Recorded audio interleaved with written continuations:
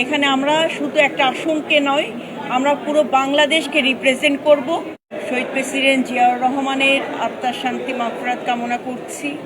দেশনেত্রী বেগম খালেদা জিয়া, যিনি আমাদের জন্য লড়েছেন, সংগ্রাম করেছেন, যার হাত ধরেই রাজনীতিতে এসেছি, আমি সেই মহান নেত্রী দেশনেত্রী বেগম খালেদা জিয়াকে শ্রদ্ধা ভরে স্মরণ করছি। আমাদের সকলের নেতা, বিএনপি সম্মানিত চেয়ারপারসন, বাংলাদেশ গণপ্রজাতন্ত্রী সরকারের মাননীয় প্রধানমন্ত্রী জনাব তারেক রহমানের কাছে আমি কৃতজ্ঞতা জ্ঞাপন করছি। সর্বোপরি আমি আমার যে নির্বাচনী এলাকা ঢাকা ৩ আসন, যে এলাকাকে কেন্দ্র করে এবং ঢাকা জেলা বিএনপি অঙ্গ সহযোগী সংগঠনের সকল পর্যায়ের নেতৃবৃন্দদের কাছে আমি কৃতজ্ঞতা জ্ঞাপন করছি, কারণ তারা পাশে ছিলেন বলেই আজকে আমি এই মহান সংসদে আসতে পেরেছি।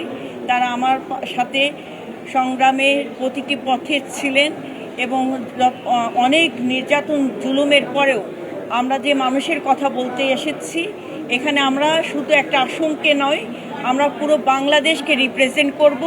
যেখানে মানুষ, নির্যাতিত নিপীড়িত মানুষ তার কথাগুলো বলতে পারে না, অসহায় নিপীড়িত মানুষের কথাগুলো আমরা সংসদে বলবো এবং যথাযথ আইন প্রণয়নের মাধ্যমে